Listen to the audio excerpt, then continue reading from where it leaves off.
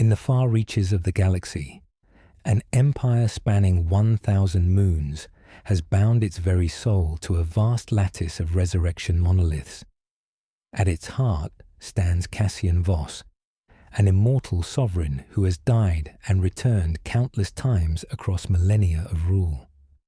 What began as a mortal warlord's desperate attempt to protect the worlds he loved has evolved into something far more sinister, an emperor whose humanity erodes with each resurrection, threatening to become the very tyranny he once fought against.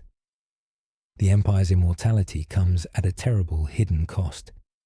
Deep beneath each moon lies an echo vault containing thousands of sleeping souls called echoers, beings whose life force is slowly drained to fuel each resurrection. The whispered songs that drift through the void, dismissed by Imperial officers as solar interference, are actually the collective dreams of these unwilling sacrifices. Cassian is accompanied by three pivotal figures who will shape his ultimate fate. Admiral Lyra Salix, a mortal woman whose finite years and unwavering conscience serve as his anchor to humanity. Chronist Morthan Aster, keeper of memories that Cassian's fractured psyche has forgotten. And Chief Artificer Cain Arcos, architect of the resurrection protocols who harbors a vision of perfect, emotionless rule through total severance, cutting Cassian's remaining humanity from the lattice forever. As rebel forces close in, and the hidden truth of the Echoers threatens to tear the Empire apart, Cassian faces an impossible choice. Embrace total severance to become an efficient but soulless God-Emperor, or collapse the lattice entirely and accept mortality for both himself and his civilization. The stars above the crown moon were dying, not in the violent collapse of supernovae, but in the slow fade of ancient light, growing too weary to cross the void. Where constellations had once burned like scattered diamonds, now only ember wisps remained, casting shadows that moved wrong across the obsidian spires below. The cathedral of black glass, that magnificent spear thrust into the heavens, shuddered under enemy bombardment, its crystal harmonics screaming discord into the darkness. Each impact sent tremors through the resurrection lattice buried deep beneath the moon's surface. And with each tremor, Emperor Cassian Voss felt something precious slip away. Not life, for that he had surrendered claim to long ago, but something more fragile, the memory of why life had once mattered.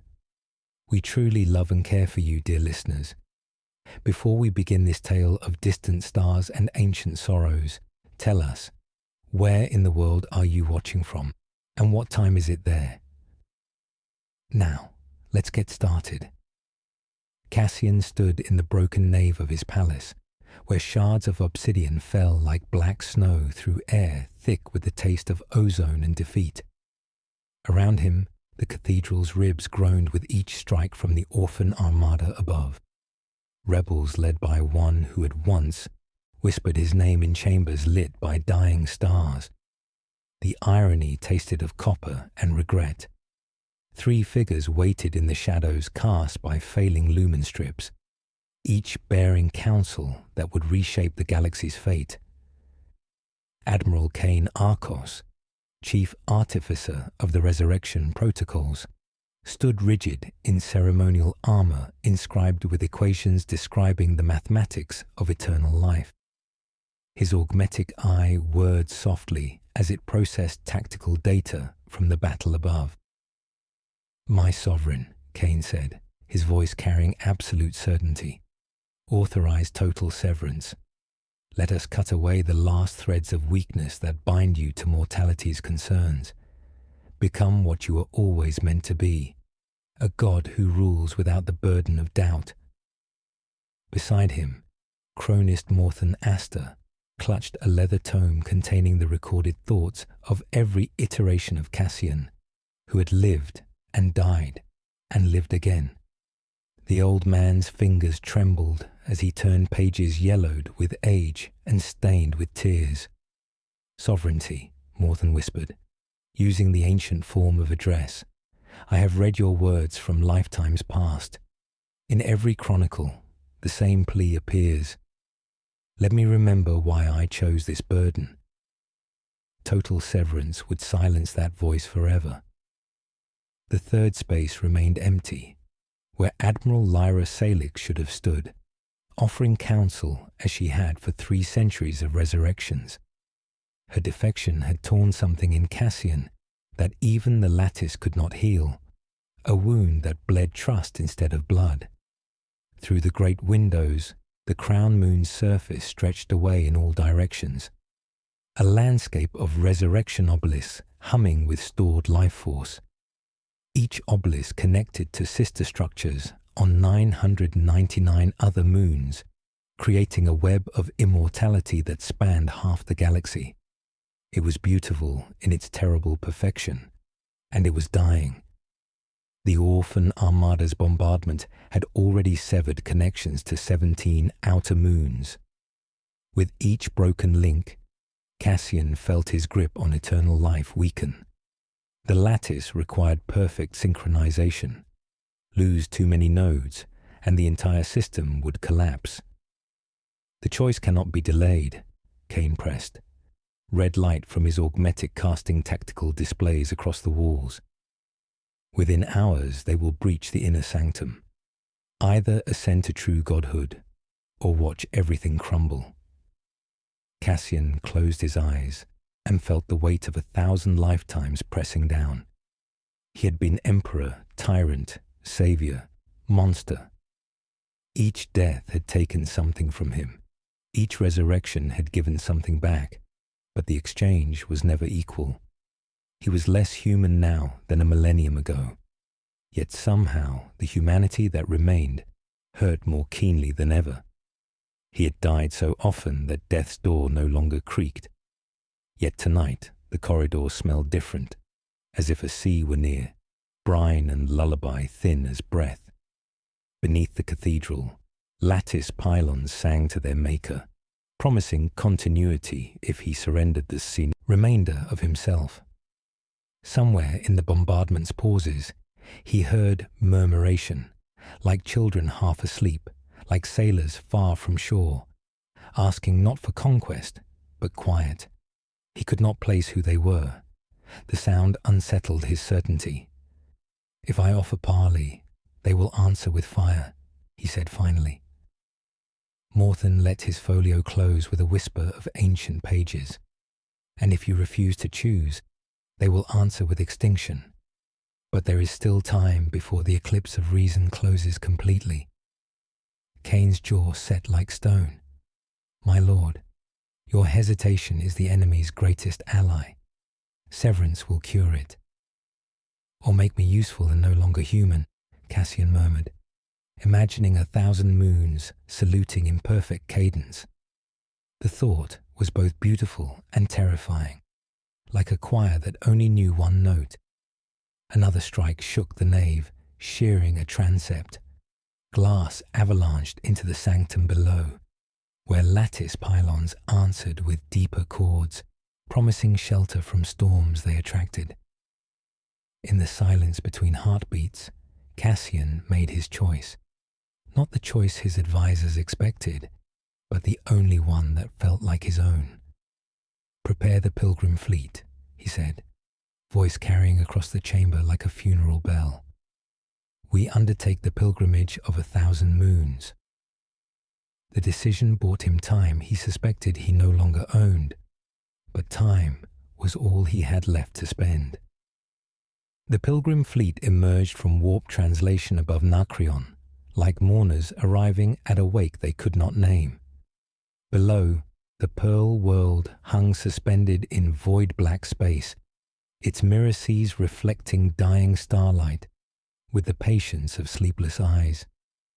Each wave caught fragments of distant suns and held them, as if the ocean itself were trying to preserve light that would otherwise be lost forever. Cassian stood on the observation deck of the flagship Eternal Vigil. watching the ash tide rise across Nakrion's surface in towering grey waves.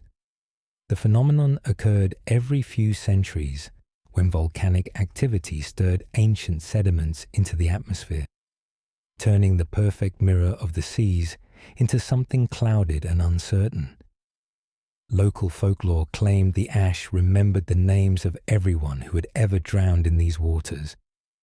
He found the superstition oddly comforting. At least someone still believed in ghosts. "Sleep no longer comes to me," he said quietly to the viewport, knowing Morthen stood behind him with chronicle tubes and ceremonial keys. "When I close my eyes, I see tactical assessments, supply lines, rehearse speeches for my own apotheosis. Dreams have become strategic planning sessions with myself." The old crony's reflection appeared beside his own in the glass. "The reliquary vaults await your inspection, Sovereignty. The names of the faithful are inscribed there. Mortals who believed immortal kings would love them enough to die for them." The words hung in the recycled air like an accusation. Nakrion's surface rushed up to meet them as the shuttle descended through atmosphere thick with volcanic ash. The pilot's voice crackled over the comm system, reporting minor interference in the navigation systems. "Solar activity," the officer explained. "Nothing to concern ourselves with." But Cassian heard something else beneath the static, a sound like distant singing, voices raised in harmony too complex for human throats. The unseen choir, as some of his staff had begun calling it, though they dismissed it as electromagnetic phenomena. The whispers were stronger here than they had been at the Crown Moon. The resurrection obelisk dominated the landing site, its crystalline surface inscribed with equations describing the relationship between memory and mortality. Tech adepts chanted Binharic hymns as they connected conduits to the structure's base, preparing for the renewal ceremony that would strengthen this node of the lattice. Cassian walked among the gathered pilgrims as the ritual began, their faces lined with the kind of weariness that came from watching too many friends die while waiting for their own turn at immortality. They watched the ceremonies like funeral rites, understanding something he had forgotten, that every resurrection required a death. Morthen led him deeper into the obelisk's interior, through corridors lined with memory crystals that hummed with stored experiences. The reliquary vaults lay at the structure's heart, vast chambers where the names of the faithful had been inscribed in flowing script across walls of polished stone. Mara Thessian, who gave her life savings to fund a resurrection shrine on her homeworld. Jorik Vance, who died believing his emperor would return to lead them against the darkness. Ilara Novak, who named her firstborn son Cassian in hope of imperial favor.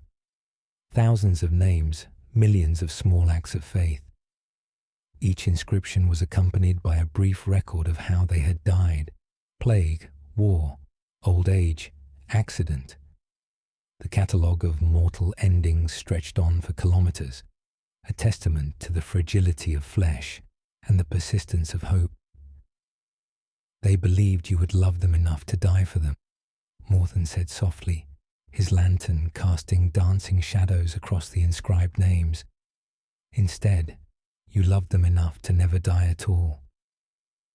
The distinction felt important, though Cassian could not say why. He traced a column of names with one armored finger, feeling the weight of their faith like gravity pulling him towards something he could not see. These were the people who had poured their finite lives into the infinite ambition of an immortal king, dying for promises they would never see fulfilled. As they walked deeper into the vaults, the unseen choir's whispers grew stronger, threading through the stone like water through cracks. The sound was almost musical now, a harmony that spoke of dreams deferred and promises half remembered. It made his teeth ache with longing for something he could not name. "Do you hear that?" he asked, pausing beneath an archway carved with the phases of a moon that no longer existed. Morthen tilted his head, listening to the whispers that seemed to emanate from the walls themselves. "Solar interference," he said carefully. The officers were quite clear. But the old man's eyes suggested he heard it too. The sound of countless voices singing a lullaby in a language that predated words, growing stronger with each moon they visited, as if something vast and patient was slowly awakening. The renewal ceremony concluded as ash continued to fall like grey snow across Nakrion's mirror seas, and Cassian wondered if the faithful whose names surrounded him had ever imagined their emperor would become something that could no longer dream of them in return. Hecatomb was carved from the bones of a dead giant, its surface pale as ancient vellum, and scarred with spiraling channels that held 10,000 years of accumulated memory. The archive moon turned slowly in the void, examining its own reflection in the darkness, while the pilgrim fleet descended through atmosphere thick with the weight of preserved thought. Cassian walked beside Morthen through corridors lined with memory cores, each one pulsing with bioluminescent veins that traced neural pathways through living stone. The air tasted of ozone and old parchment, with an underlying sweetness that reminded him of flowers left too long in water. Somewhere in the crystalline walls, the unseen choir whispered their distant lullaby, though his officers continued to dismiss it as solar interference. The pale archive opened before them like a fossilized amphitheater, its circular tiers carved from marble that glowed with inner light. In the center, eidolons materialized from stored data streams, translucent projections wearing Cassian's face across centuries of change. They stood like judges awaiting a verdict, each bearing the authority of lived experience. The youngest eidolon spoke first, scarred and defiant in simple armor. "You were different then. Power was a tool to be used, not a throne to be occupied." "Naive," countered the conqueror emperor, resplendent in ceremonial plate. "Power flows through you or around you. There is no middle ground." A third figure, bearing the weight of middle years, listened with tired patience. Both perspectives have merit. The question is whether wisdom accumulates or merely calcifies. But Cassian found himself staring at the gaps between projections, empty spaces where other iterations should have stood, blank corridors in his own history, personal recollections surgically excised like tumors. "Where are the others?" he asked.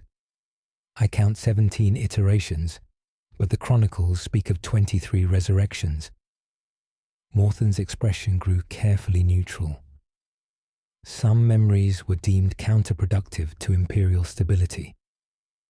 Before Cassian could respond, Cain emerged from the shadows, his augmetic eye casting red light across pale stone. The missing iterations were flawed, versions that developed inconvenient attachments or moral complications. The revelation struck like a physical blow. 6 lifetimes, erased as if they had never existed. "What did they do?" Cassian asked, though he dreaded the answer. "They loved too much," the middle-aged eidolon said quietly. One refused to execute a traitor because she reminded him of his sister. Another abdicated rather than order the bombing of a city where his former lover lived. Cain activated a holodisplay that filled the amphitheater with swirling data streams. "Which brings us to Project Echolon. We can stabilize your current personality matrix permanently, preventing future degradation or unwanted evolution. Perfect psychological continuity across infinite resurrections."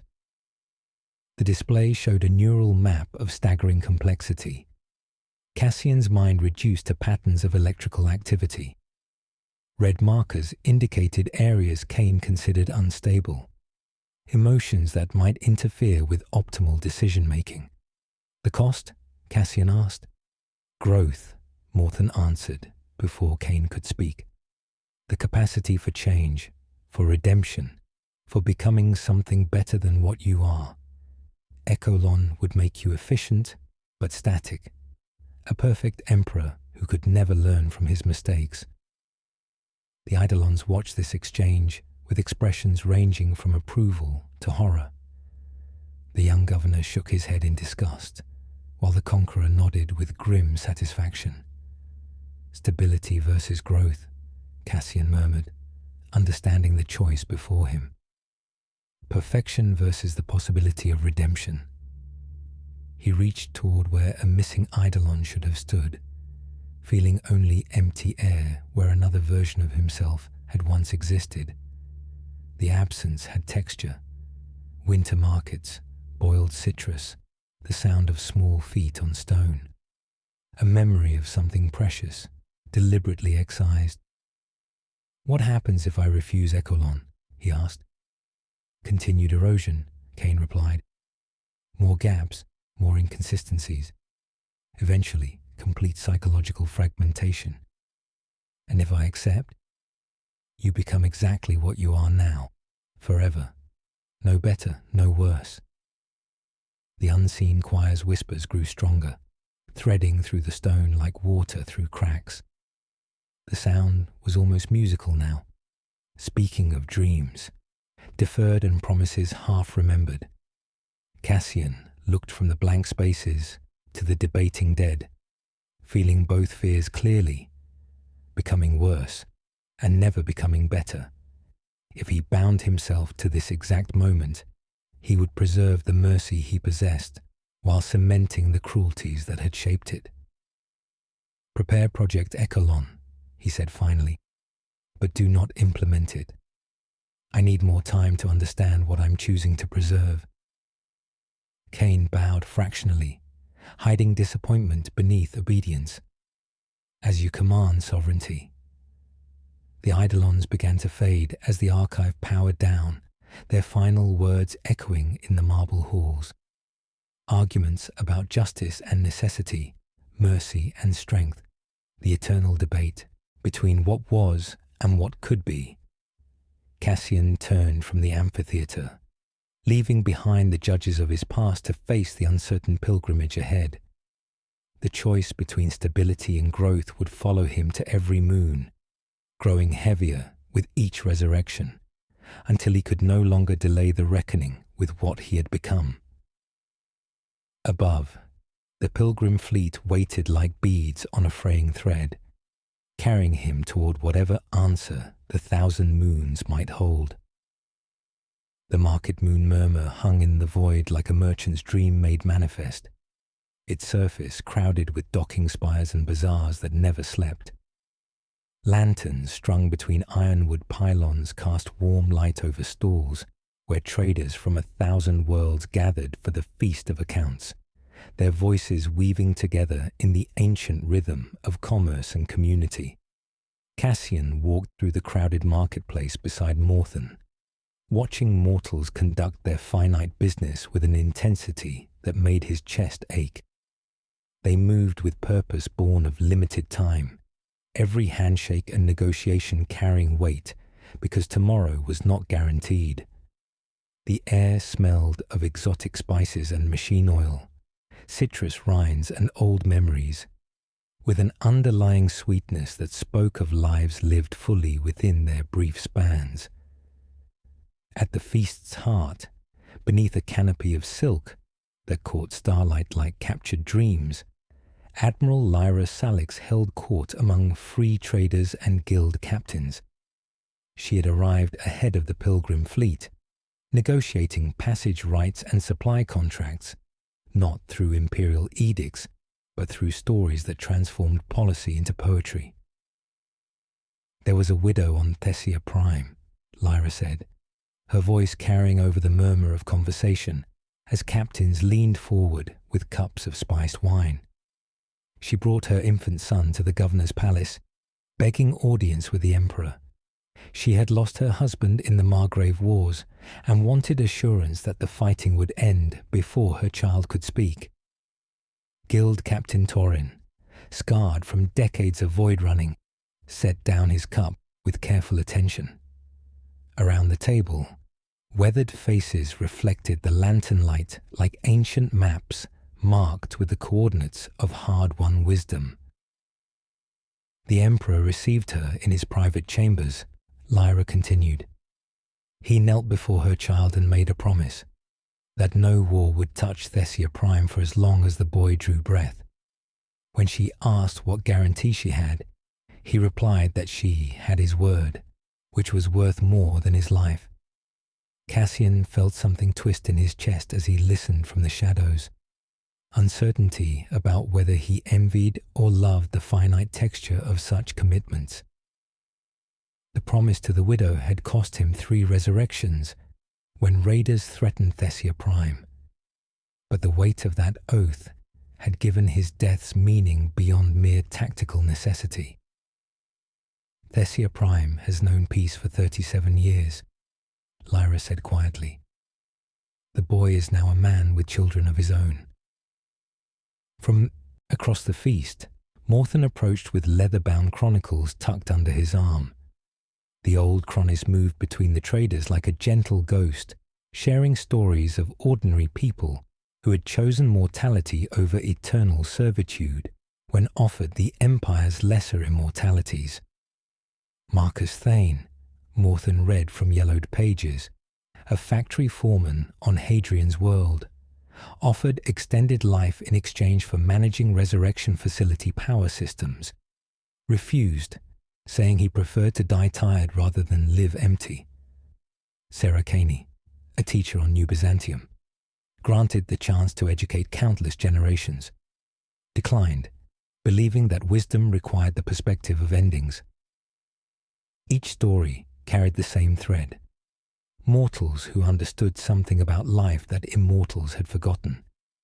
They chose the beauty of limitation over the hollow promise of endless tomorrows, finding meaning in the very fragility that made their choices matter. Cain materialized beside Cassian like a shadow-given form, his augmetic eye casting red light across the festivities. In his hands, he carried a string of obsidian beads, each one carved with microscopic precision and weighted with purpose. A gift, Sovereignty, Cain said, offering the prayer beads with ceremonial precision. Each bead represents one of your deaths. They count endings, not prayers. Weight keeps memory from drifting. Cassian accepted the beads, feeling their coolness like accumulated sorrow. 23 deaths, 23 failures of flesh, 23 returns to a throne that grew colder with each resurrection. The obsidian was smooth beneath his fingers, polished by centuries of handling. What am I supposed to pray for? He asked. Clarity, Cain replied. The wisdom to see that sentiment weakens necessary decisions. Across the feast, Lyra caught his eye and smiled with the kind of warmth that made him remember why mortals fought so hard to preserve their brief flames. She was negotiating with Torin now, trading stories for safe passage through guild space, her mortality giving weight to every word. The unseen choir whispered through the market's ambient noise, their lullaby threading between conversations about profit margins and shipping schedules. The sound was stronger here, as if the presence of so many finite lives amplified whatever vast sadness sang from the void between stars. Cassian fingered the obsidian beads, counting deaths like a miser counting coins. Each resurrection had taken something from him. First memories, then emotions. Finally, the ability to dream of anything beyond tactical necessity. Yet watching Lyra work her gentle diplomacy among the traders, he wondered if what he had lost was worth more than what he had gained. A child ran between the tables, laughing as she chased a mechanical bird that sparked and chirped with artificial joy. Her mother called after her in a voice thick with love and exhaustion, the sound of someone who knew exactly how precious and temporary her daughter's laughter was. The feast continued around him, mortals celebrating their finite lives with an intensity that made eternity seem pale by comparison, while the obsidian beads clicked softly against themselves like a countdown he could not stop.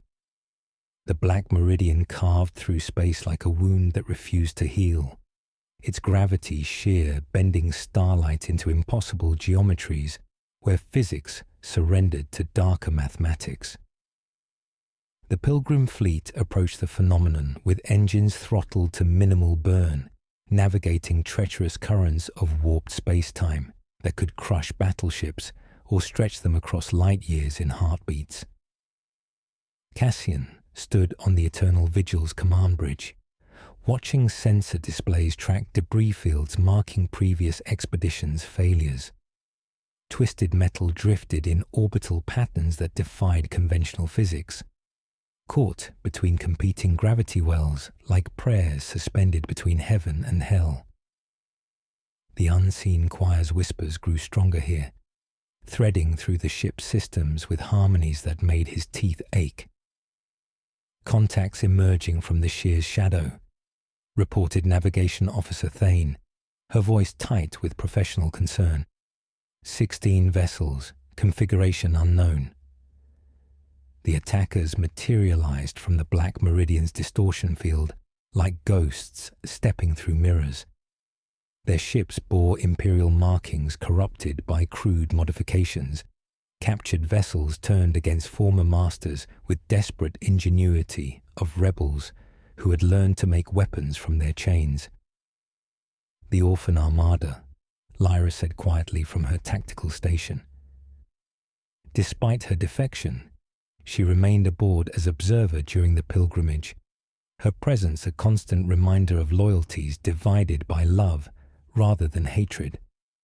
The first salvo struck escort vessels with surgical precision, targeting engine clusters and command decks with accuracy that spoke of intimate knowledge of Imperial design. Explosions bloomed like deadly flowers against the black, their light swallowed by the Meridian's hungry darkness. "Return fire," ordered, his voice carrying weight of countless battles fought across centuries of war. "Protect the civilian transports." Lance batteries carved brilliant lines through void, while torpedo spreads traced geometric patterns of destruction. The Black Meridian's gravity shear pulled some shots into impossible curves, sending weapons fire spiraling back toward origins in defiance of ballistic logic. Through chaos, Cassian watched Lyra coordinate defensive maneuvers with tactical brilliance that had made her legend. Her fingers danced across control surfaces, orchestrating the fleet's response with precision of a conductor leading symphony of destruction. "They're targeting the resurrection ship," she reported, highlighting the vessel carrying portable lattice equipment necessary for Cassian's next death. "If they destroy it." A captured Imperial cruiser broke through the escort screen, its prow aimed like spear at the flagship's heart. Cassian moved without conscious thought, muscle memory from dozen lifetimes guiding him toward nearest weapons console. The explosion came as he reached firing controls, superheated plasma tearing through the bridge's armored hull like paper. Cassian felt familiar sensation of death approaching, cold starting in extremities and working inward, darkness creeping across vision like ink spreading through water. Lyra was beside him instantly, hands pressed against a wound-painting deck with his life, eyes bright with tears catching light of burning ships. "Let this be the last one," she whispered, voice barely audible over battle's roar. "End one lifetime bravely rather than continue thousands that have forgotten their purpose.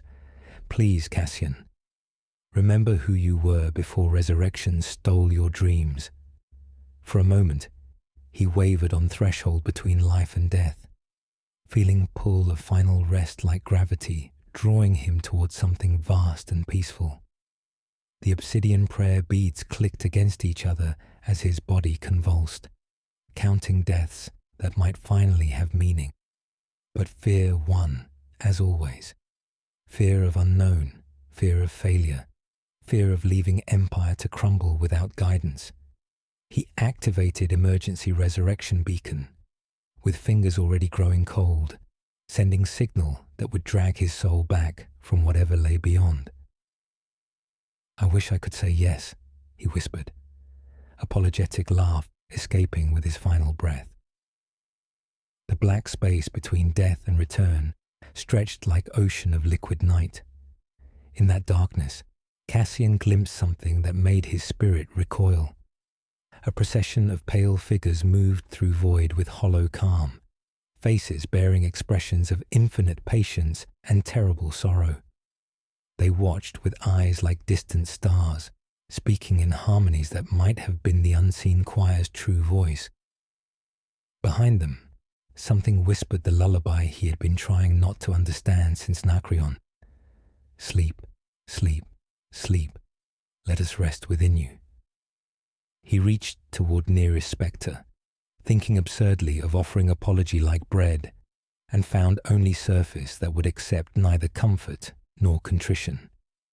A bell he could not hear tolled, and resurrection protocols seized him like chains, hauling him back toward light of living world. Cassian awakened on medical deck to sound of engines cycling down and taste of recycled air thick with disinfectant. The battle was over. Orphan Armada vanished back into Black Meridian's embrace, leaving only debris and memory of violence. But something else was gone. As he sat up on resurrection table, Cassian reached for memory that should have been there. Something warm and precious, connected to afternoon rain on Murmur, when Lyra laughed because her tea caught drop and turned it into tiny lake, and found only absence. The space where recollection had lived ached like missing tooth. Gap in identity he could feel but not fill. "What did we lose?" Morthen asked gently.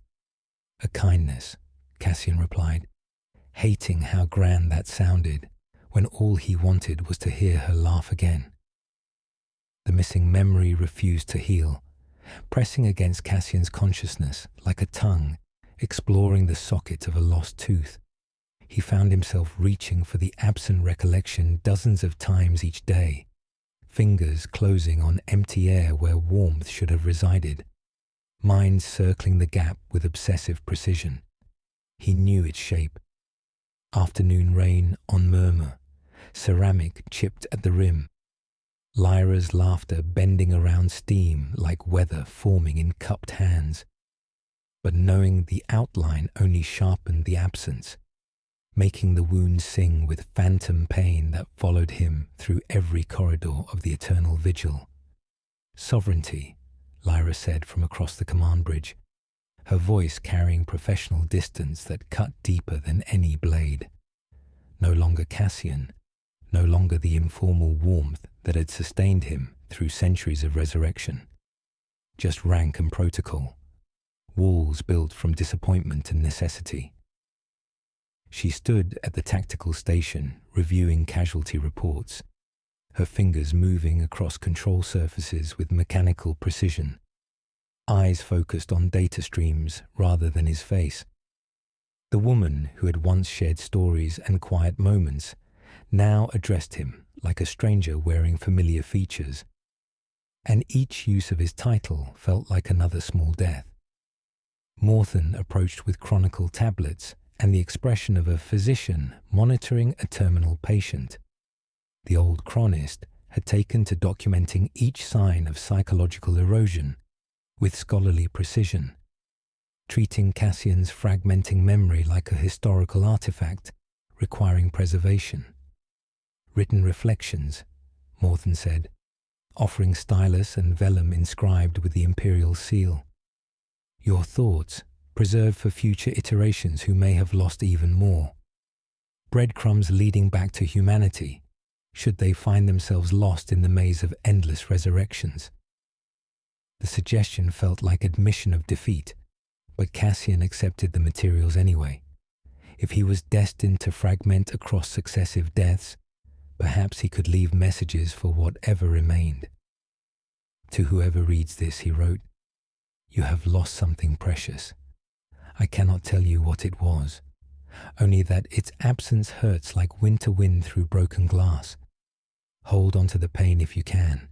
It proves you were once capable of love." Reports arrived throughout the day, carried by courier ships that materialized from warp space bearing increasingly grim intelligence. Rebellions flared across outer sectors like infections spreading through weakened flesh, fueled by rumors that grew more specific with each telling. Citizens whispered that imperial resurrections required sacrifice from a nameless choir of sleeping souls, that each return to life stole heartbeats from innocents trapped in crystalline dreams. Planetary councils severed tribute obligations. Pilgrim shrines barred their doors to acolytes wearing imperial grey. The orphan armada's broadcasts had become lullabies of their own. Your lives are your own. Do not let a dead man borrow your breathing. The unseen choir's song had grown stronger since his latest death, threading through Cassian's waking hours with harmonies that spoke of exhaustion beyond mortal comprehension. Sleep, sleep, sleep. Let us rest within you. The words carried the weight of countless voices raised in plea for an ending that never came. He found himself humming the melody without conscious thought, fingers tapping rhythm against obsidian prayer beads while reviewing tactical displays, as if the lullaby had become part of his own heartbeat. "Order full investigation into lattice physics," Cassian commanded, surprising himself with the decision. "I want to understand exactly how resurrection protocols function at the quantum level. Map every energy transfer, every harmonic resonance." Kane's expression shifted from professional compliance to something approaching alarm. "Sovereignty. Such investigations risk destabilizing systems we depend upon for your continued existence. Some knowledge carries its own dangers." "Dangerous curiosity," Cassian repeated, tasting the phrase like foreign wine. When did understanding become a threat to an empire built on conquering death itself? The chief artificer's silence carried the weight of unspoken warnings. Around them, bridge officers continued their duties with careful attention to protocol rather than conversation. But Cassian could feel their awareness of tension crackling between emperor and architect of his immortality. Through the viewports, stars wheeled in patterns that seemed less random than before, as if the universe itself were a vast choir waiting for a conductor who had forgotten the music. Cassian watched distant suns and wondered if they too sang lullabies to sleeping worlds, if his investigation would reveal harmonies he was not prepared to hear. "The thing about losing pieces of yourself," he wrote that evening, "is that you can feel their absence long after forgetting what they contained. The wound where memory lived continues to sing, joining the chorus that grows stronger with each resurrection. I fear I am becoming something that can hear the music, but no longer remembers how to dance." As the pilgrim fleet prepared for translation to the next moon, the investigation began in earnest, and Cassian wondered if he was building a case against himself, page by page, test by test. The sky above the crown moon darkened to the color of old blood, rebel fleets arranging themselves in siege formation like iron vultures circling wounded prey. The orphan armada had returned with surgical precision, their stolen imperial vessels bearing scars of battles fought against the empire they once served. Each ship positioned itself to exploit weaknesses in the defensive grid, turning familiar tactical doctrine into weapons aimed at the heart of immortal rule. From the obsidian cathedral's highest spire, Cassian watched enemy formations tighten their grip on orbital space, while lattice towers throughout the moon's surface began their defensive dirge. The crystalline structures sang in harmonics that made the air vibrate with desperate music, their resonance designed to scatter incoming fire and disrupt targeting systems. The sound was hauntingly beautiful, like angels preparing for their own funeral. "They've learned our weaknesses," Kane observed, his augmetic eye tracking fleet movements with mechanical precision. "Every formation exploits gaps in our defensive grid. Every approach vector targets lattice vulnerabilities. This isn't random rebellion. It's surgical warfare conducted by someone who understands our systems intimately." The implication hung between them like a blade. Lyra's defection had provided tactical intelligence that transformed desperate insurgency into calculated assault, her centuries of loyal service now serving as weapons against everything she had once protected. "Strategic paralysis has set into your command posture," Kane pressed, his voice carrying urgency that bordered on desperation. "Your lingering empathy creates hesitation at critical moments. While you refuse to authorize necessary strikes against civilian targets, they use your mercy as shield. Total severance would eliminate these variables. Perfect tactical clarity, unclouded by emotional considerations." Morthen stepped forward from the shadows, chronicle tubes clutched against his chest like armor made of memory. "Moral flexibility isn't weakness but wisdom, sovereignty. The capacity to choose differently is what separates rulers from tyrants. Severance would make you efficient, but efficiency without conscience is merely sophisticated cruelty." The debate raged while orbital bombardment carved bright lines through atmosphere thick with defensive chaff. Each impact sent tremors through the cathedral's foundations, causing ancient stained glass to sing with harmonics that matched the lattice tower's defensive song. The unseen choir's lullaby threaded through the crystalline dirge, their whispered plea growing stronger with each enemy salvo. "Sleep, sleep, sleep. Let us rest within you." Cassian found himself drafting letters instead of battle plans, stylus moving across vellum, while his conscious mind wrestled with impossible choices. The act felt like confession and suicide note combined, words carrying weight of decisions not yet made but already mourned. "To whoever I become," he wrote, "if you are reading this, let the Empire die with you if it must. Do not trade the possibility of becoming better for the certainty of remaining yourself. Do not accept a crown you cannot remove. If my hand strays toward the switch that ends change, break it. Remember that empires built on corpses eventually run out of ground to bury them in." Through the cathedral's great windows, he watched Lyra's tactical genius unfold in enemy fleet movements. Her understanding of imperial doctrine transformed crude rebel vessels into surgical instruments, each strike calculated to maximize psychological impact while minimizing actual casualties. She was fighting a war of morale rather than attrition, seeking to break his will rather than his armies. "She knows me too well," Cassian murmured, recognizing patterns in the assault that spoke to intimate knowledge of his psychological weaknesses. Every target selection, every timing of bombardment pulses, designed to force him toward choices that would reveal either weakness or cruelty to watching populations. Kane activated holographic displays showing casualty projections across multiple scenarios, red data streams painting the air with mathematical certainty. Severance eliminates these variables. You could end this siege within hours. By becoming something that no longer deserves to win, Morthen countered quietly, his voice barely audible above the defensive harmonics. Lyra appeared at his shoulder like a ghost materializing from memory, her presence both comfort and accusation. She no longer wore imperial colors, having changed into simple civilian clothing that made her look smaller, more vulnerable, more human than the admiral who had once commanded fleets in his name. "I can no longer bear being the chain that keeps you from the cliff," she whispered, voice carrying finality that made his chest tighten with recognition.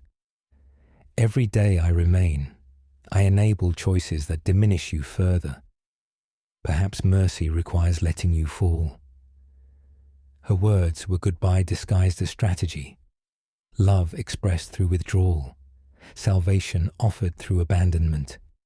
The woman who had anchored him to humanity for 3 centuries was preparing to cut the rope. Another barrage rolled through the lattice defenses, causing dust to fall from the cathedral's ancient ribs.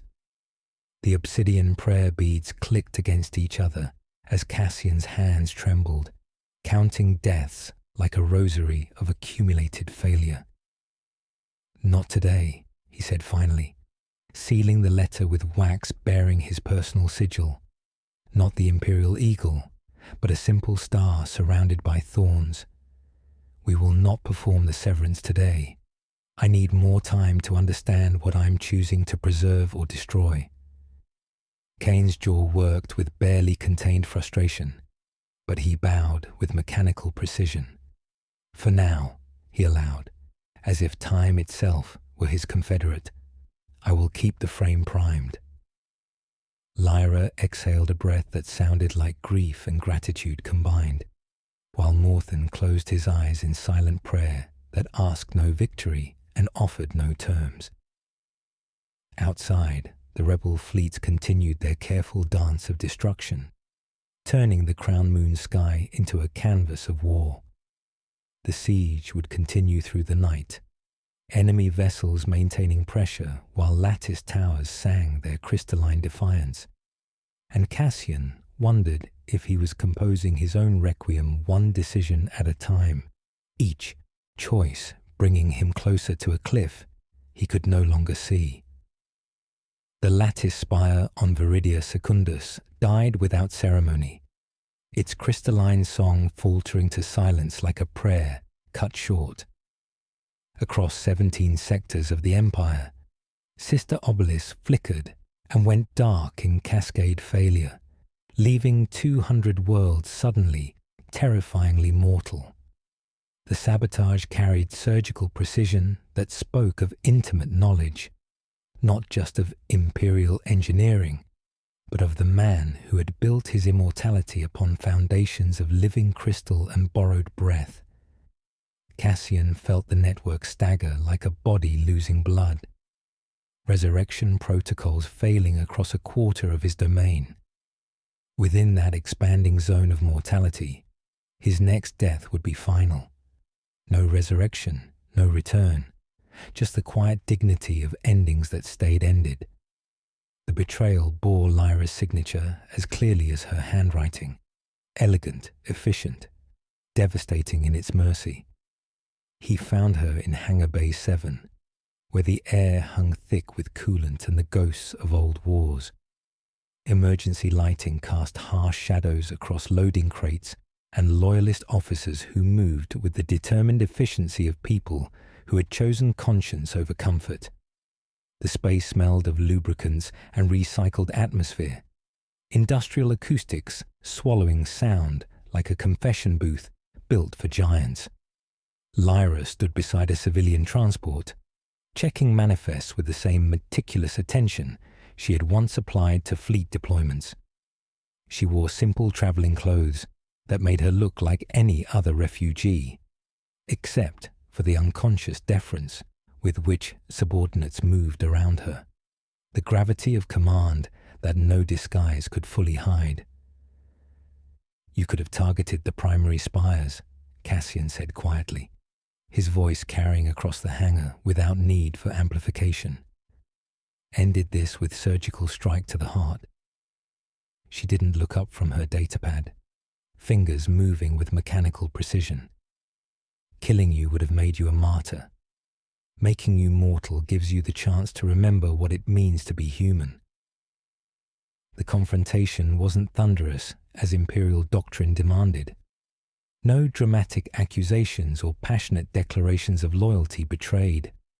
Instead, it carried the tired weight of hearts that refused to break loudly, the quiet argument of people who had loved each other long enough to understand that sometimes love required letting go. 17 sectors, he calculated aloud, feeling the scope of her sabotage like phantom pain. Billions of citizens who depended on imperial protection, now vulnerable to every predator that prowls the void. Billions of citizens who can now choose their own deaths instead of having them borrowed by an immortal emperor, Lyra countered, finally meeting his eyes. You've forgotten what finite time means. I'm reminding you. Around them, familiar faces continued loading supplies. Captain Thane from the Eternal Vigil, Commander Voss from the Second Fleet, dozens of officers who had served faithfully before choosing mortality over endless service. Their expressions carried the peace of people who had made impossible choices and found certainty in consequences. The unseen choir's lullaby threaded through the hangar's industrial hum, voices pleading from crystalline dreams. Sleep, sleep, sleep. Let us rest within you. The sound had grown stronger since his latest resurrection, as if the sabotage had somehow amplified their distant song. They're coming with you, Cassian observed, recognizing faces that had stood beside him through centuries of conflict. To rebel space, yes. To force the Empire back to mortality by any means necessary. Lyra sealed her manifest with biometric authentication, the gesture carrying finality that made the vast hangar feel suddenly smaller. We'll target lattice infrastructure, liberate echo vaults, broadcast truth about what resurrection really costs. Kane materialized from the shadows like judgment given mechanical form, his augmetic eye casting red tactical displays across the loading operation. Sovereignty, order her execution immediately. Treason of this magnitude cannot be. No. Cassian's voice cut through the chief artificer's analysis with quiet authority that made armed guards hesitate. Killing her would only make my own sins invisible. I need to see them clearly now. The decision surprised everyone, including himself. By every measure of imperial law, Lyra deserved death for sabotaging critical infrastructure during siege conditions.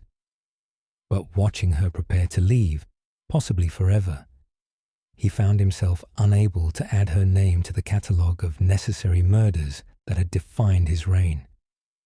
Kane's expression cycled through configurations of disbelief before settling on professional disapproval. This weakness will be seen as confusion by allies and opportunity by enemies. Perhaps, Cassian agreed, fingering obsidian prayer beads that clicked like a countdown. Or perhaps mercy is the only strength I have left worth preserving. The transport's engines began cycling up, their whine harmonizing with the unseen choir's distant lullaby. Loyalists filed aboard with military precision, carrying weapons and supplies, and the kind of determination that toppled dynasties built on borrowed time.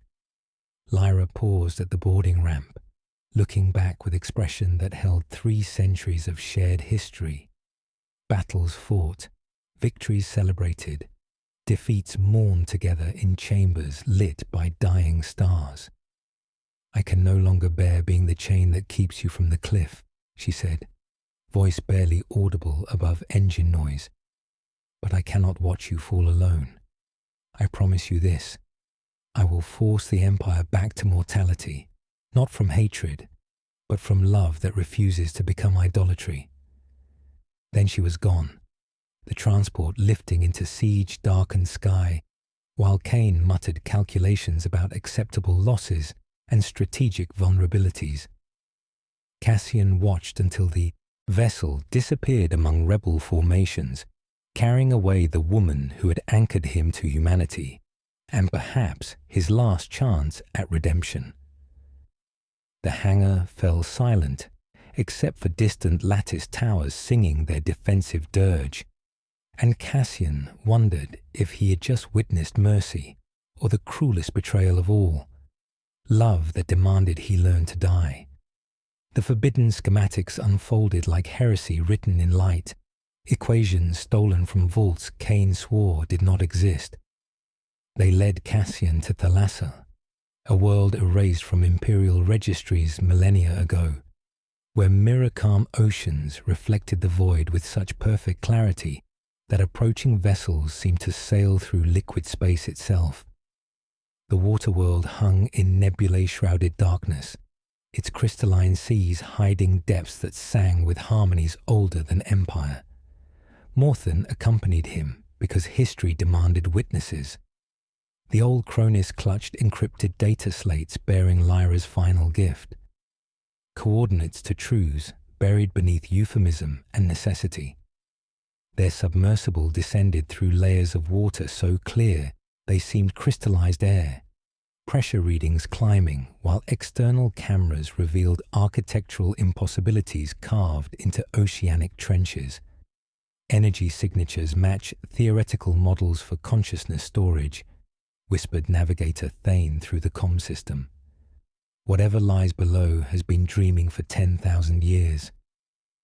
Ancient spires twisted upward from abyssal depths, their surfaces inscribed with equations describing relationships between memory and stored time.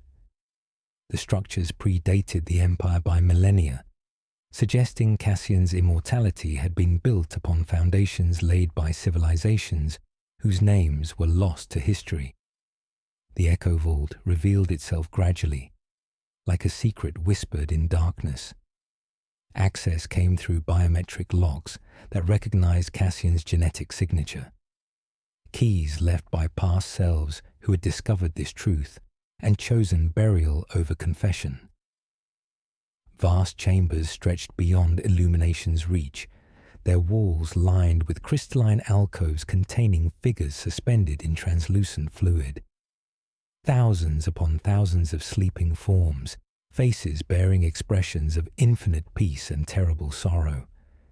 The echoers, unwilling sacrifices whose life force had been slowly harvested to fuel imperial resurrections across centuries of conquest, each alcove connected by intricate energy conduits to the central lattice system, a parasitic network drawing dreams and consciousness from slumbering beings who would never wake. The unseen choir's lullaby filled the vault with harmonics that made his bones ache with recognition. Not solar interference or electromagnetic phenomena, but the collective unconscious of beings whose dreams had been weaponized to sustain an emperor's fear of endings. Sleep, sleep, sleep, let us rest within you. Cassian moved between the alcoves with growing horror, recognizing features that seemed almost familiar despite their alien perfection. A young woman whose hair curled like someone he might have loved in lifetimes deliberately forgotten. A child who resembled his son from chronicles sealed in monastery vaults. These were not volunteers or criminals, but ordinary people who had existed in wrong places when hunger for immortality demanded feeding. Hidden archives activated at his presence, holographic displays materializing to show the vault's true history. Construction logs detailed systematic harvesting of life force from conquered populations. Technical specifications for consciousness extraction equipment, casualty reports disguised as resource allocation studies. The documentation bore signatures from 17 different iterations of himself, each adding layers of justification to atrocity grown too vast to acknowledge. Necessary for imperial stability, essential for galactic peace, acceptable losses in service of immortal guidance, euphemisms stacked like cordwood, hiding mass murder behind administrative language. His past selves had known what resurrection truly cost and concealed it under layers of gentle lies, telling themselves these were acceptable sacrifices for greater good. "We wrote it differently," Morton whispered, voice hoarse with archival guilt. "We said the lattice borrowed, never stole. We said the empire paid a tithe no one would miss." His hands trembled around chronicle tubes containing decades of careful misdirection. Through the comm system, Kane's voice crackled with mechanical concern. "There is no empire without this. There is no safety without tribute. End this, and you drown worlds in chance." Black rain began falling within the pearl chamber, first as mist, then as drops that streaked smooth walls with ink. It tasted of salt and iron where it touched Cassian's lips, as though accumulated sorrow had found physical form. The obsidian prayer beads slipped from his grasp, scattering across cold floors with sounds like shattered faith. Cassian collapsed before an alcove containing a woman whose features resembled someone from dreams he could no longer access. Her expression carried peace that came from dreams too beautiful to abandon, unaware that her slumber fed nightmares of an empire built on borrowed breath. He pressed his palm against crystalline surface, feeling warmth of living heat, borrowed future bleeding through. "I'm sorry," he whispered to sleeping forms that stretched into curved distance. "I'm so sorry for what I became, what I allowed myself to forget." The vault's atmospheric processors detected his emotional distress, causing more condensation to form and fall like tears. But the rain was black, carrying weight of 10,000 years of unwilling sacrifice, pooling on floors like accumulated guilt made manifest. In its reflection, Cassian saw not an emperor's face, but features of a man who had traded his soul for the illusion of necessity. The sleeping faces watched with hollow calm, the same pale figures he glimpsed in spaces between death and resurrection, waiting with infinite patience for their dreams to be returned. Above, Thalassa's mirror-calm oceans continued reflecting starlight with perfect clarity, hiding depths where consciousness became currency and dreams were harvested like crops, while black rain fell like judgment in chambers where the Empire's true cost finally had names and faces that looked almost familiar. The rebellion crystallized into something magnificent and terrible. Fleets gathering in deep space like scattered prayers finally learning to sing in harmony. The orphan armada stretched across contested systems, free captains steering converted merchant hulls alongside sleek deserter squadrons, dispossessed governors repurposing honor guards into instruments of conscience. They called themselves orphans because every vessel carried something taken. Names, homeworlds, futures stolen by an empire that had forgotten the difference between protection and predation. Cassian watched tactical displays from the Eternal Vigil's command throne. Red markers multiplying like infection across the galaxy's flesh. Each rebel formation bore signatures of tactical brilliance that made his chest tighten with recognition. Lyra's genius turned against everything they had built together across centuries of shared purpose. Engagement protocols authorize maximum force, Admiral Corvin reported, voice-carrying mechanical certainty of officers who had never questioned necessary cruelties. Enemy formations present clear targets for orbital bombardment. Non-lethal tactics where possible, Cassian corrected, feeling contempt ripple through his command staff like stone cast into still water. Disable engines, target weapon systems. Ion charges, not plasma lances. These are our own people, not Xenos raiders. General Thane's scarred features twisted with professional frustration that bordered on insubordination. Sovereignty, mercy is a luxury we cannot afford, while the armada grows stronger. Your hesitation demonstrates weakness to enemies who exploit compassion as tactical advantage. The criticism carried weight because it held truth. His orders to minimize casualties had allowed rebel forces to consolidate, transforming scattered insurgency into coordinated resistance. Yet watching enemy formations maneuver with precision that spoke of intimate knowledge, Cassian found himself unable to authorize the kind of devastating strikes that would end rebellion quickly.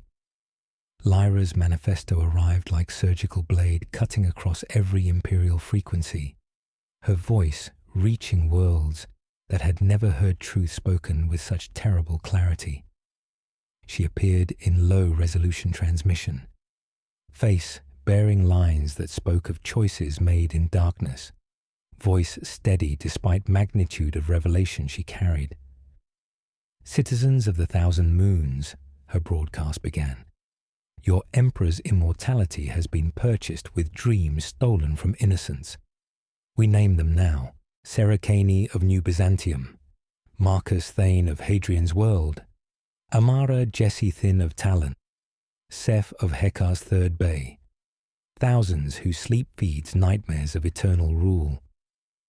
The transmission included coordinates to echo vaults across 17 sectors, technical specifications for awakening apparatus, detailed instructions for liberating dreaming prisoners. It was invitation and ultimatum combined: awaken the echoers despite systemic collapse risks, or remain complicit in mass murder disguised as governance. Within hours, administrators on 3 moons obeyed her instructions, turning keys they had sworn never to touch.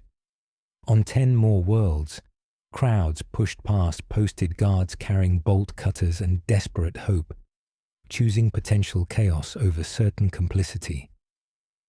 Morthen had anticipated the revelation's impact, transforming Cassian's written reflections into weapons of accountability. In imperial plazas across loyal worlds, the old chronist erected simple lecterns and read aloud words meant for future selves. From the sovereign's own hand, Morthen's voice carried across crowded squares, a plea written in moments of clarity.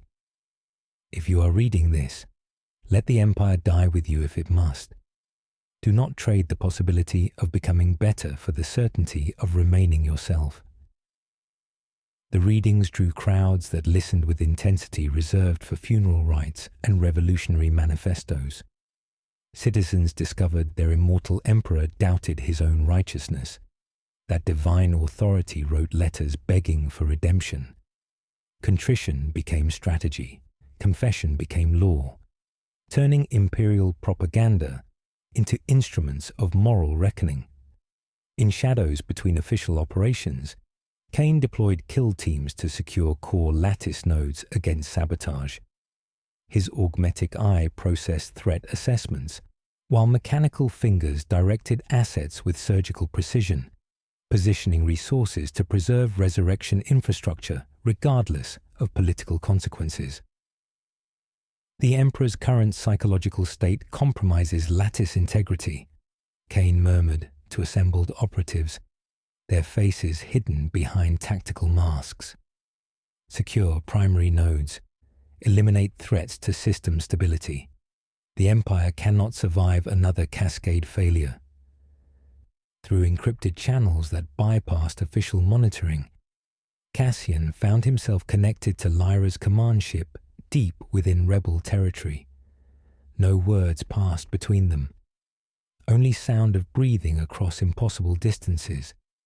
2 people who had shared centuries listening to each other exist in real time.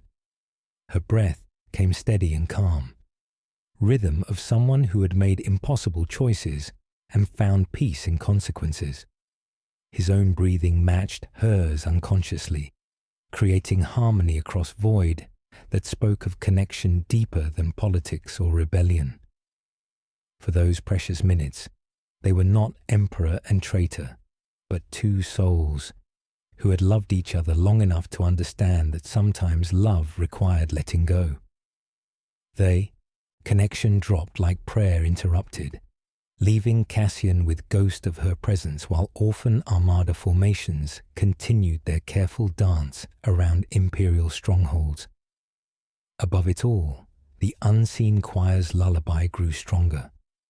Voices of awakening echoers beginning to stir from dreams that had fed an empire built on borrowed breath, their song promising dawn unlike any the galaxy had ever known. The sealed chronicle emerged from the vault of deliberate silence, like confession wrapped in ceremony, its cedar binding marked with wax seals bearing the star and thorn sigil that had once meant something personal before becoming imperial heraldry. Morthen carried it with trembling hands, the weight of buried truth making each step toward Cassian's private chambers feel like pilgrimage toward judgment. The old chronist's expression bore the gravity of a physician preparing to amputate infected limbs, knowing the operation would save the patient while destroying something precious. From the deepest monastery vaults, Morthen whispered, placing the chronicle on the command throne's armrest, with reverence reserved for relics and suicide notes. Written by your own hand in the 3rd century of your reign, then sealed by imperial decree and buried beneath layers of necessary forgetting. The brothers have guarded it through 40 resurrections, waiting for the day you might be strong enough to remember what you chose to forget. The wax bore impressions deep as scars, crimson seals that had hardened like dried blood over centuries of silence. Breaking them felt like violation of sacred trust, fingers working with mechanical precision, while Cassian's mind recoiled from whatever truth lay buried beneath euphemism and political necessity. The cedar creaked as it opened, releasing air that tasted of old parchment and coastal rain. The chronicle's first page bore handwriting he recognized as his own, though the script carried emotional weight that made familiar letters seem foreign. The ink had faded to brown with age, words written in chambers lit by dying stars, while an earlier version of himself wrestled with choices that would define the Empire's moral boundaries. Year 847 of the new calendar. I write this knowing I will order its burial, hoping some future iteration might possess courage I lack. Her name was Sarah Aldrich, diplomat from Murmur's Third Bay. We met during trade negotiations, her laughter like silver bells in winter wind. What began as political necessity became something precious, love that bloomed despite circumstances designed to prevent such foolishness. The missing memory from his latest resurrection suddenly had texture, shape, meaning. Afternoon rain on Murmur, ceramic chipped at the rim, laughter bending around steam like weather forming in cupped hands. But the chronicle continued with details that made his chest tighten with approaching horror, each revelation striking like physical blows. The boy was born in the 4th year of our arrangement, Marcus Cassian Aldrich, bearing her eyes and my stubborn chin. I held him once, feeling weight of finite life in my arms, so different from the hollow weight of resurrection chambers. He was mortal, beautiful, completely mine, in ways that empire could never be. Political crisis had arrived like storm gathering on distant horizons. The chronicle detailed rebellions on outer worlds, governors questioning imperial authority, citizens beginning to whisper about the true cost of resurrection protocols. The Council of Necessity had convened in chambers where his son played with mechanical birds, presenting choices with mathematical clarity that transformed love into liability. The Empire's stability demanded demonstration of absolute commitment to lattice sanctity, proof that even personal attachments would be sacrificed for greater good. Execute the boy publicly to demonstrate imperial resolve, or watch 17 sectors fall to rebellion while enemies cited my weakness as proof that immortal rule had grown soft. Cassian read his own justifications with growing nausea, recognizing the careful logic that had transformed infanticide into strategic necessity. The earlier version had weighed lives like coins, one child's death against billions who depended on imperial protection, personal grief against galactic stability, love against the mathematics of necessary cruelty. I chose the Empire. Emperor's justice demanded public execution for treason, the boy's crime being existence that compromised imperial authority. I held him as the sentence was carried out, whispering apologies he was too young to understand. His final words were "Papa," spoken with trust that made my soul crack like glass. The obsidian prayer beads slipped from Cassian's grasp, scattering across the deck with sounds like shattered faith. He made it halfway to the chamber's waste receptacle before his body rebelled against history written in his own careful hand. Vomit came like salt fire, tearing his throat raw while he wept with animal sounds that belonged to creatures broken beyond repair. The unseen choir's lullaby threaded through his breakdown, impossibly tender. Sleep, sleep, sleep. Let us rest within you. Cain materialized from shadows with expression of mechanical satisfaction, his augmetic eye processing the revelation like tactical data confirming long-held theories. Proof of your capacity for necessary decisions, the chief artificer observed with approval that made Cassian's skin crawl. You chose correctly then, demonstrating that personal attachments cannot compromise imperial stability. This chronicle validates total severance. You have already proven capable of perfect clarity when circumstances demand it. The interpretation was correct and horrifying, turning infanticide into evidence of fitness for godhood. Where Cassian felt weight of sin that no resurrection could cleanse, Cain saw only successful strategic calculation, precedent for choices yet to come. Following the execution, I ordered memory excision to preserve operational effectiveness, the chronicle concluded. The boy's death served its purpose. Rebellions collapsed as governors recognized imperial resolve. But the cost was peace of my soul that resurrection cannot restore. I bury this chronicle knowing future iterations will lack context for grief they cannot name.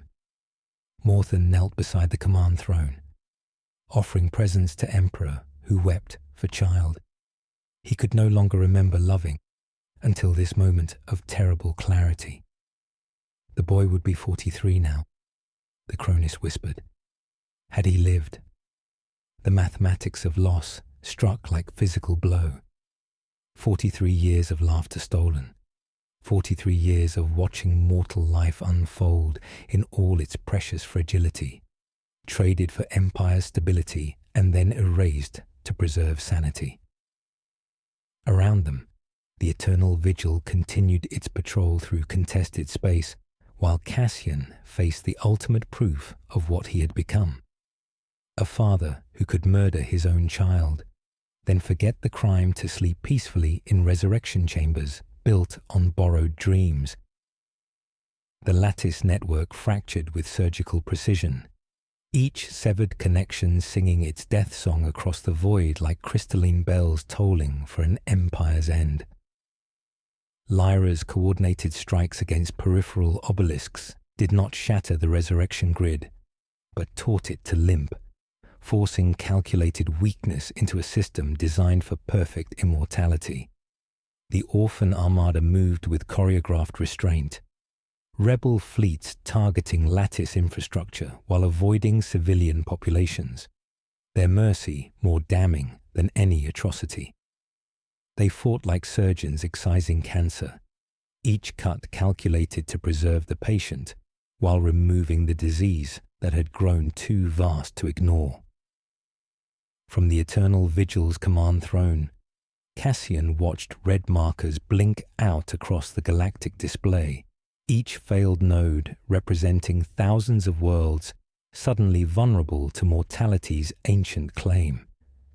The strikes came with mathematical elegance that spoke of intimate knowledge, not just of imperial engineering, but of the man who had built his immortality upon foundations of living crystal and borrowed dreams. "She's herding us toward binary choice," Admiral Corvin reported, scarred features twisted with professional frustration. "Complete severance or total collapse. Every strike forces the network closer to critical threshold." The iron tree moon of Caris hung in contested space like a metallic fruit, its surface covered with crystalline forests that sang harmonies too complex for human ears. Ancient obelisks grew between ferrous branches like prayers made manifest, their resurrection protocols intertwined with alien botany in ways that made standard sabotage impossible. Here, beneath canopies of rust-colored spires that scraped low-hanging clouds like skeletal fingers, Lyra would be forced to work slowly, personally, giving Cassian time to intercept. He arrived alone in a sleek interceptor, leaving escort vessels at system's edge while descending through atmosphere thick with metallic pollen. The iron trees chimed in wind that tasted of copper and accumulated sorrow, their branches heavy with crystalline fruit that pulsed with stored consciousness. Somewhere in this forest of living metal and borrowed dreams, the woman who had anchored him to humanity for 3 centuries prepared to sever another link in the chain that bound him to immortality. Cassian found her beneath the central obelisk, demolition tools spread across forest floor like surgical instruments, working with focused intensity that reminded him why he had made her admiral of fleets. She wore simple combat gear rather than ceremonial armor, practical clothing that made her look smaller, more human, more precious than the legend who commanded rebel armadas. "I wondered when you would come," Lyra said, without looking up from delicate work of disconnecting resurrection protocols from alien root systems. Alone, as always, still believing personal courage can substitute for systemic change. The duel began not with drawn weapons, but with words that cut deeper than any blade, accusations and apologies traded like blows between companions who knew each other's rhythms too well to fight cleanly. When violence finally came, it carried the tired weight of hearts that refused to break loudly, breaking bones only where words had failed to reach understanding. They moved through iron trees with familiar precision, each knowing the other's patterns from centuries of sparring in chambers lit by dying stars. Cassian's blade work carried weight of endless resurrections, strikes that spoke of muscle memory accumulated across lifetimes. Lyra fought with mortal urgency, every movement precious because it might be her last, finite time giving weight to each parry and thrust that immortality had long since stolen from him. "You came without guards," Lyra observed, stepping inside his reach as if arriving home. "I came for truth," he replied, pivoting with sigh that carried 3 centuries of almosts, "and perhaps for permission." Blood fell like rain on metallic soil, feeding alien roots that hummed with harmonics of absorbed life force. Both had opportunities to kill, moments when guard dropped or footing failed, but chose mercy instead, pulling strikes that could have ended everything. The fight was conversation conducted through violence, each choosing to wound rather than destroy what they could not bear to lose. "The lattice is the enemy now," Lyra gasped between exchanges, pressing hand against ribs that sang with broken music. "Not you, not me, not the people who serve it. The system itself has become predator that feeds on dreams and turns love into liability." Cassian nodded through pain that made breathing feel like drowning in copper-scented air. I know. I've seen the echo vaults, read chronicles of what I chose to forget. We built paradise on foundations of nightmare, and now the nightmare has learned to dream of us. They leaned against iron trees that chimed with sympathetic resonance. Two people who had loved each other long enough to understand that sometimes love required letting go. The unseen choir's lullaby threaded through metallic harmonics, their whispered plea growing stronger. Sleep, sleep, sleep. Let us rest within you. End it, Lyra whispered, voice carrying weight of centuries spent watching immortal emperor grow more distant with each resurrection. Choose mortality while you still remember why life matters. Die as the man I loved, rather than live as the god you're becoming. I'm trying, Cassian replied, tasting copper and regret in equal measure. But every choice leads to more death, more suffering. How do I choose between necessary evil and necessary good, when both require sacrificing pieces of my soul? They parted with blood and tears, sharing understanding that transcended politics or rebellion. The iron trees recorded their truce with ringing like restrained grief, while crystalline fruit pulsed with stored consciousness. Alien witnesses to human drama played out beneath their metallic branches. Above them both, Cain seized the moment that mercy had created. While Cassian's beacon went dark to avoid rebel attention, while Lyra's transponder ghosted through Imperial sensors, the chief artificer moved with purpose that spoke of plans within plans. He carried authorization codes that would grant access to the lattice's deepest functions. Core keys, not made of metal, but phrases etched into living circuits. Seed words the lattice recognized as its maker's secret grammar.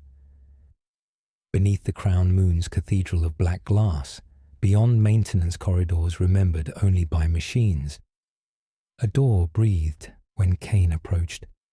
Its seal tasted the core keys and exhaled dust like pollen, opening onto a forgotten garden where bioluminescent fronds illuminated machinery grown like vines around altars of bone-white stone.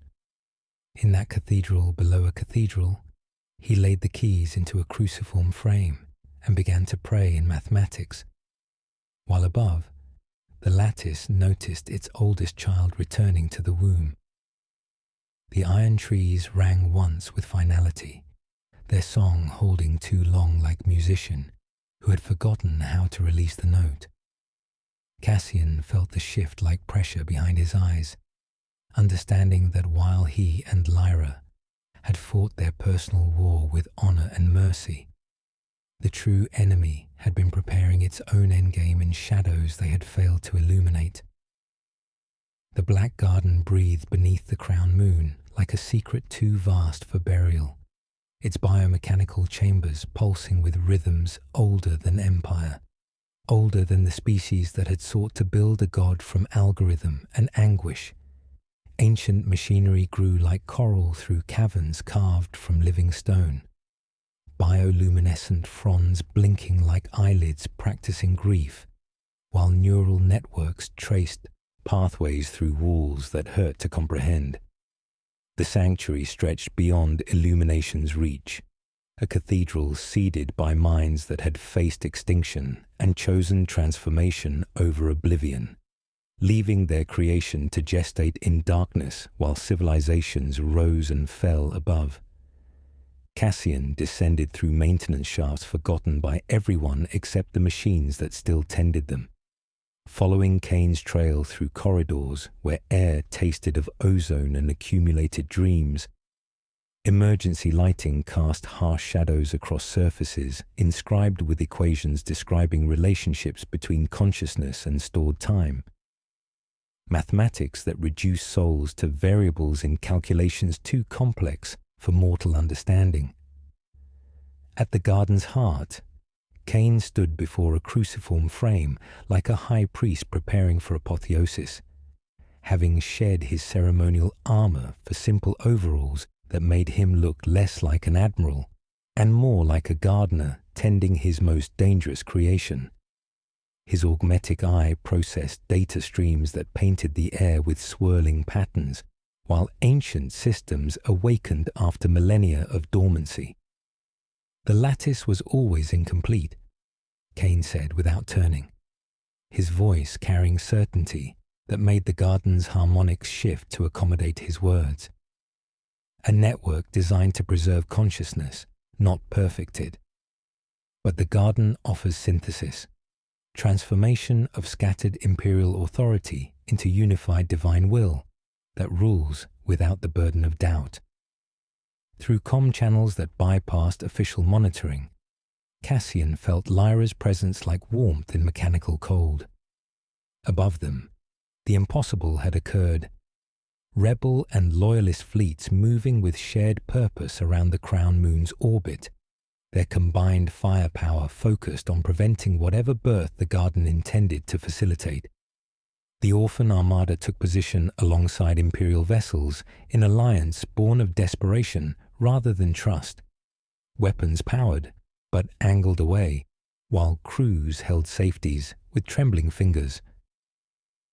The garden poses a question, Cassian realized, feeling weight of alien intelligence pressing against his consciousness like tide against seawall.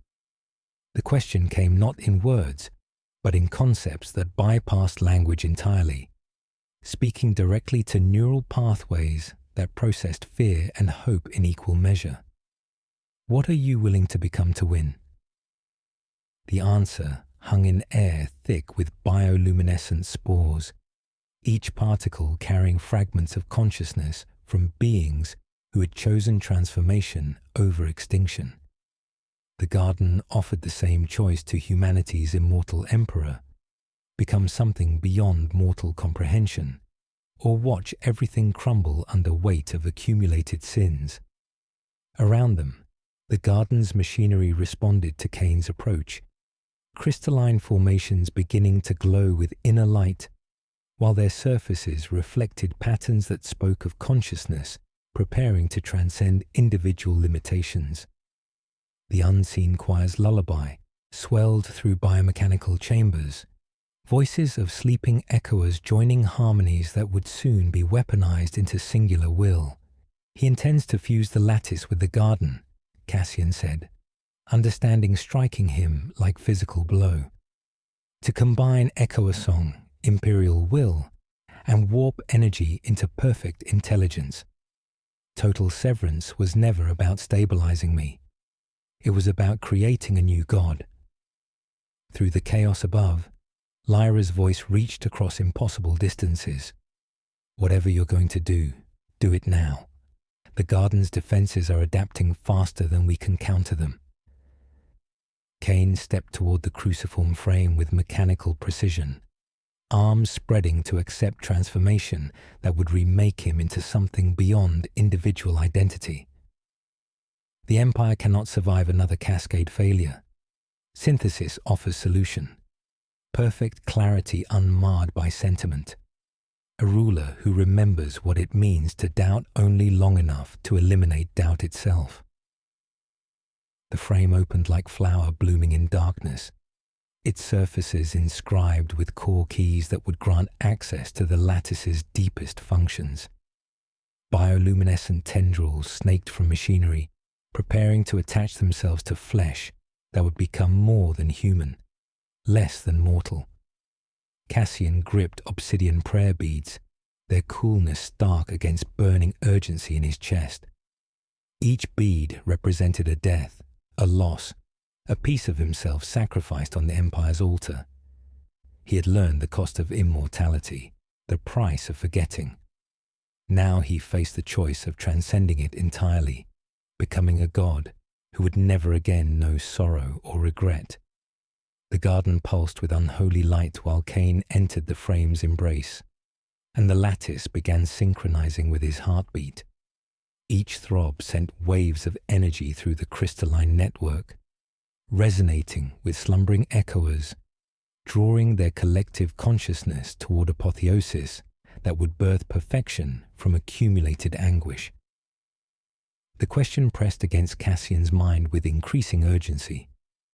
What are you willing to become to win?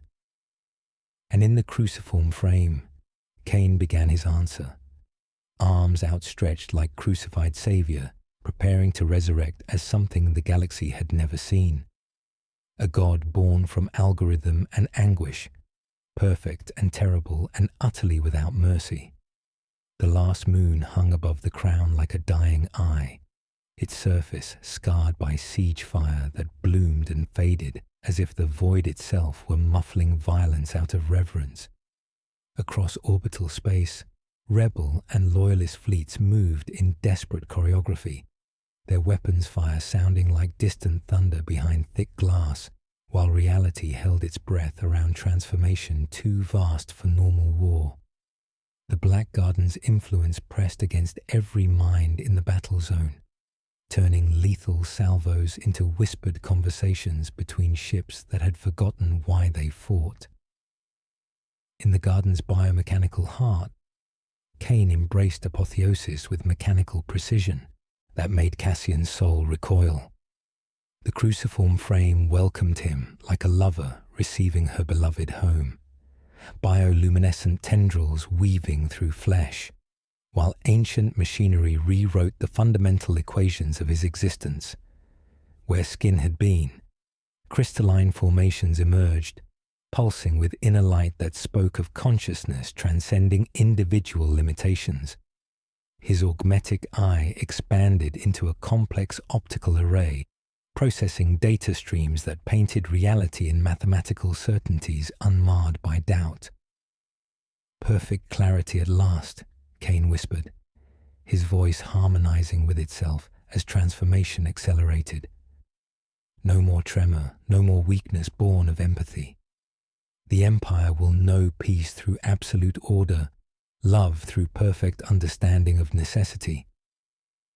The lattice network responded to his changing heartbeat, each pulse sending waves of energy through crystalline conduits, connecting sleeping echoers across the galaxy. Their collective unconscious began synchronizing with his metamorphosis, dreams weaponized into singular will that would rule without the burden of mortal limitations. The choice crystallized like frost forming on heated glass, two paths diverging toward futures that would reshape everything. Complete total severance and join Cain in godhood, becoming a perfect ruler who would bring cold peace through absolute understanding, or collapse the lattice entirely, letting mortality flood back with all its grief and uncertainty, accepting the end of immortal rule for the possibility of redemption. Through comm channels crackling with garden interference, Lyra's voice reached across impossible distances. Whatever it asks of you, remember who you were before Empire taught you to forget. Remember promises made in lantern-lit markets to people whose names you wrote in chronicles sealed with your own blood. Cassian looked toward the garden's entrance, where she waited, her finite years alive in eyes that reflected starlight with intensity born of limited time. In her face, he saw the widow from Thessia Prime, who had brought her infant son, seeking assurance that wars would end before the child could speak. He saw Marcus Thane, the factory foreman, who had chosen to die tired rather than live empty. He saw ordinary mortals who understood something about life that immortals had forgotten. The chronicle of his son burned in memory like brands pressed against conscience. Marcus Cassian Aldrich, bearing his mother's eyes and his father's stubborn chin, executed publicly to demonstrate imperial resolve while speaking his final word with trust that made souls crack like glass. Papa.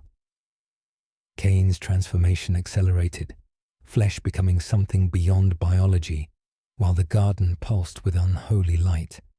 Join me, he commanded, voice carrying harmonics that spoke of consciousness unbound by individual limitations. Become what we were always meant to be, gods who rule without the weakness of doubt. The garden posed its question in concepts that bypassed language. What are you willing to become to win? It offered answers that tasted of winter seas, smooth and untroubled, promising peace so cold it would never crack. But Cassian heard different music now. Laughter like silver bells in winter wind. Voices raised in markets where mortals conducted their finite business with intensity that made eternity seem pale. He remembered promises made to people who believed immortal kings would love them enough to die for them. Vows given weight by the possibility of endings that stayed ended. The obsidian prayer beads slipped from his grasp, scattering across the deck with sounds like shattered faith. Each bead had counted a death, a resurrection, a piece of himself sacrificed on Empire's altar. Now they marked the measure of his reign's end. No, Cassian said, voice finally only his own after centuries of speaking for Empire. The word carried weight of accumulated grief, love that refused to become idolatry, mercy that demanded letting go even when holding on felt like survival itself. I choose mortality. I choose the grief, the chaos, the fragile beauty that comes with being human. He reached for the shutdown command with trembling fingers, ancient systems recognizing the authority of their creator even as he prepared to unmake everything they had built together. The lattice registered his biometric signature, while the garden's defenses screamed warnings in languages that predated speech. Authorization Omega Terminus. Cassian spoke intercom systems that carried his voice to every world in the Empire. Collapse sequence initiated. Let the dead be allowed to be dead, and the living allowed to live. The garden convulsed as the lattice began its death song. Crystalline formations throughout the galaxy singing harmonies of dissolution, while stored consciousness flooded back toward sleeping forms in echo vaults. Cain screamed, with voice no longer entirely human. Transformation incomplete as the systems sustaining it began to fail. The cruciform frame released him like a disappointed lover. Bioluminescent tendrils withdrawing while ancient machinery powered down after millennia of patient waiting. Above them, the combined fleets watched in silence as the Crown Moon's lattice towers went dark one by one, their defensive dirge fading to whisper, while stars seemed to burn brighter in skies no longer filtered through crystalline harmonics. Across 1,000 moons, resurrection obelisks flickered and died, their songs faltering like prayers cut short. In the garden's dying light, Cassian chose collapse over apotheosis, grief over perfection, the possibility of redemption over the certainty of remaining himself forever. The unseen choir's lullaby transformed from mournful plea to rising tide of individual voices, echoers stirring from millennia of forced slumber as mortality returned to an empire that had forgotten how to die. Without the lattice, ships drifted and cities trembled as an empire built on a heartbeat learned to breathe again. Across orbital space, vessels that had moved with crystalline synchronization now stuttered through navigation protocols, their crews rediscovering the ancient arts of manual piloting and written orders. Power grids designed around resurrection harmonics flickered and adapted, while administrators who had governed through divine mandate discovered the crushing weight of mortal authority pressing against shoulders that had forgotten how to bear finite responsibility. Deep beneath the crown moon, in the black garden's dying chambers, Cassian staggered from the command console where he had spoken the words that ended everything. Each step carried him further from immortality's embrace toward whatever lay beyond the final threshold. His body felt strange, lighter somehow, as if gravity had lessened its claim on bones that would soon return to dust. The lattice collapse had severed his connection to stored life force, leaving him with whatever remained in flesh that had been resurrected 23 times across centuries of empire. Lyra found him beside the cruciform frame where Cain lay unconscious, transformation incomplete, his half-crystalline features bearing expressions of infinite disappointment. She approached without weapons or ceremony, moving with the careful grace of someone navigating around broken glass while carrying precious things. The woman who had anchored him to humanity for 3 centuries knelt beside him, as systems throughout the garden powered down with sounds like sighs of relief. "It's done," she said simply, catching him as he swayed. "The echoers are awakening across 17 sectors. The echo vaults are opening like flowers after rain." Cassian leaned against her with trust that felt like coming home after centuries of exile, feeling the warmth of finite life pressed against his cooling flesh. She held him as both enemy and beloved, her arms carrying the weight of shared history, battles fought, victories celebrated, defeats mourned together in chambers lit by dying stars. "I'm sorry," he whispered, voice barely audible above the garden's failing harmonics, "for who I became, for who I might have become, for the boy whose name I forgot, for the widow whose trust I betrayed, for every dream I stole to feed nightmares of eternal rule." Lyra's breath brushed his temple as she answered. "I forgive you," she murmured, "but I cannot absolve you. Forgiveness opens the door.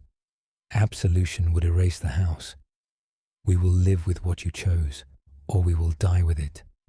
Both are honest." Morthen materialized from shadows with chronicle tubes clutched against his chest like armor made of memory, his ancient features bearing peace that came from witnessing endings that stayed ended.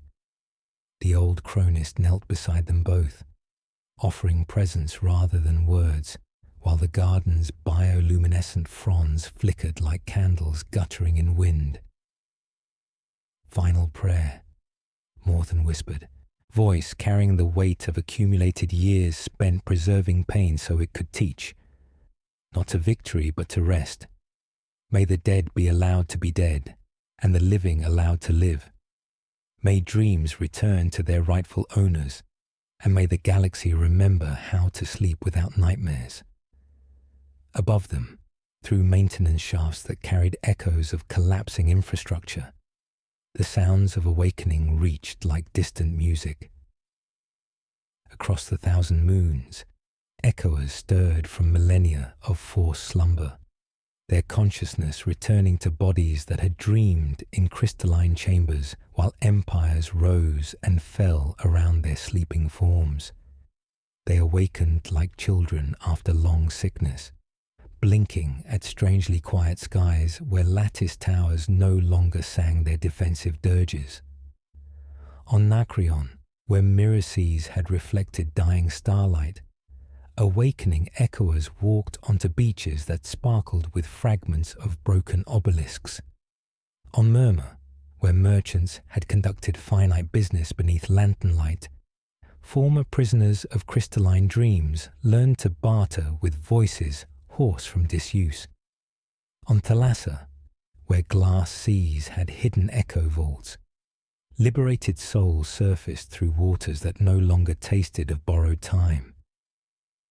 Cassian felt his heartbeat slowing, each pulse carrying him closer to silence that would not be broken by resurrection protocols. The obsidian prayer beads lay scattered around them like seeds of accumulated sorrow, their surfaces reflecting garden light with patterns that spoke of endings finally allowed their proper weight.